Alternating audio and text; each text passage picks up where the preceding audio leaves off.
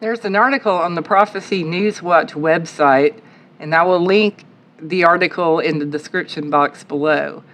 It's titled, "The Biggest Global Food Crisis of Our Generation is Coming." By the end of 2022, we are going to witness very serious shortages of foods in many parts of the globe. In fact, World Bank President David Malpass is openly admitting that we are now facing a huge supply shock as a result of the war in Ukraine. Of course, we were already moving into a global food crisis even before the war erupted. According to the UN, worldwide food prices in February 2022 were 20.7% higher than they were in February 2021. Fertilizer prices have gone absolutely nuts. Crop production is down all over the planet due to crazy weather patterns, and supply chain problems caused by the pandemic continue to create ongoing headaches. But now that Russia has invaded Ukraine, that is going to push this rapidly growing global food crisis to a level that none of us have ever seen before.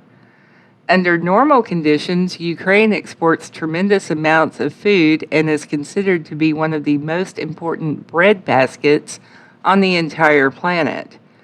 Unfortunately, everything has changed now, and this has pushed the global price of wheat up 55% since a week before the invasion happened.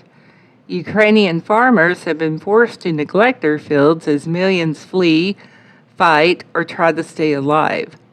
Ports are shut down that send wheat and other food staples worldwide to be made into bread, noodles, and animal feed. And there are worries Russia, another agricultural powerhouse, could have its grain exports appended by Western sanctions. While there have not yet been global disruptions to wheat supplies, prices have surged 55% since the week before the invasion amid concerns about what could happen next. If the war is prolonged, countries that rely on affordable wheat exports from Ukraine could face shortages starting in July.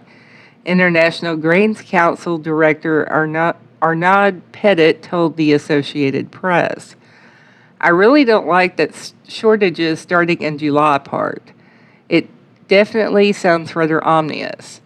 Right now, the global price of food is the highest it's ever been, and Russia and Ukraine normally account for nearly a third of the world's wheat and barley exports.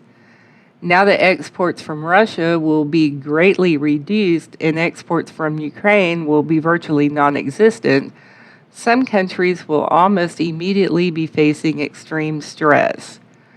For example, just consider Lebanon. The Lebanese normally get 60% of their wheat from Ukraine. War-ravaged Syria recently announced it would cut spending and ration staples. In nearby Lebanon, where a massive explosion at the Beirut port in 2020 destroyed the country's main grain silos, authorities are scrambling to make up for a predicted wheat shortage, with Ukraine providing 60% of its supply. They are in talks with the US, India, and Canada to find other sources for a country already in financial meltdown.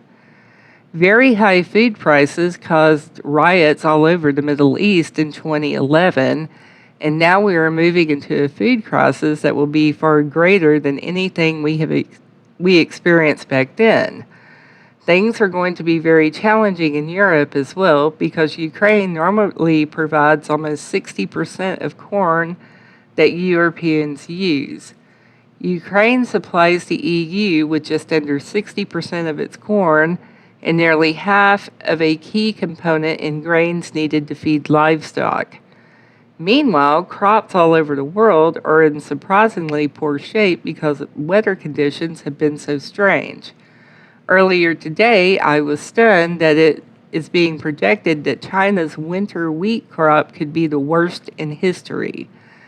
The condition of China's winter wheat crop could be the worst in history the agricultural minister said on Saturday, raising concerns about grain supplies in the world's biggest wheat consumer. And the USDA is reporting that a whopping 71% of all winter wheat in the United States has been affected by drought.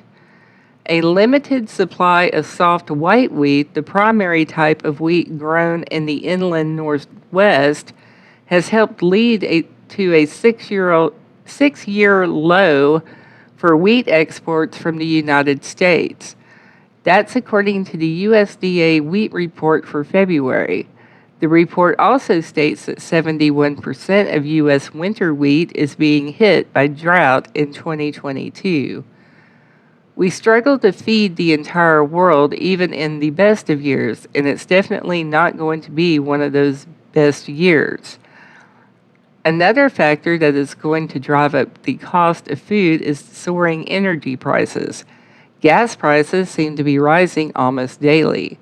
Consumers are paying 50 cents more than a week ago and 67 cents more than a month ago. Of course, the price of gasoline is much higher in some parts of the nation than others. For example, at one gas station in Los Angeles, consumers are now paying about $7 a gallon to fill up their vehicles. The average price of a gallon of self-serve regular gasoline in Los Angeles County rose to $5.2 on Saturday, but some gas stations in the area have even higher prices.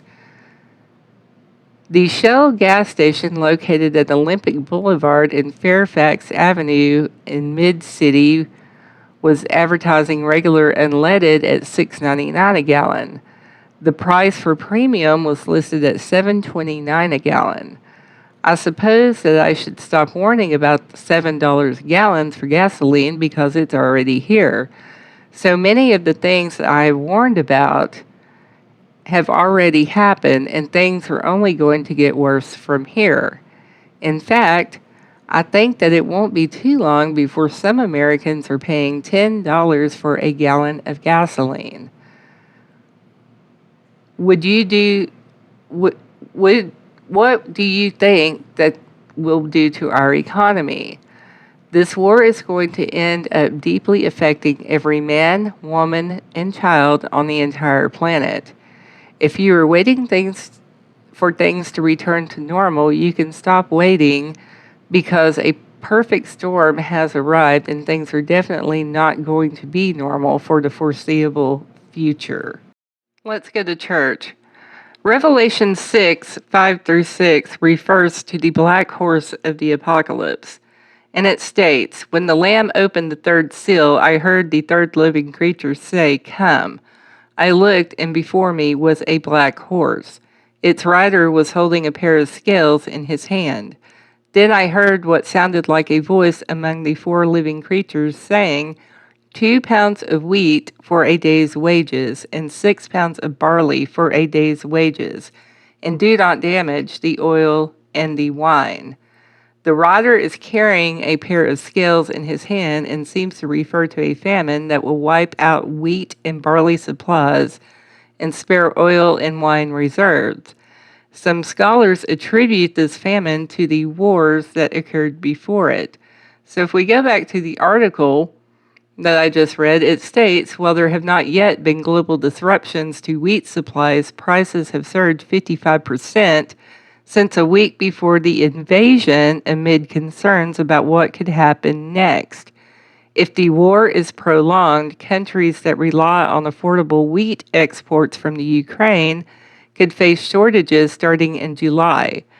So are we looking at the black horse here? I mean, I'm no Bible scholar, but if you look at what's happening in the world today, especially with the food supply, and it's saying, there can be disruption to wheat supplies because most of that does come from the Ukraine. It kind of sounds like we could see the black horse in the very near future. Again, there's not going to be anything we can do about it. You better make sure your house is clean and you need to watch and pray. That's all I have. Y'all have a good day.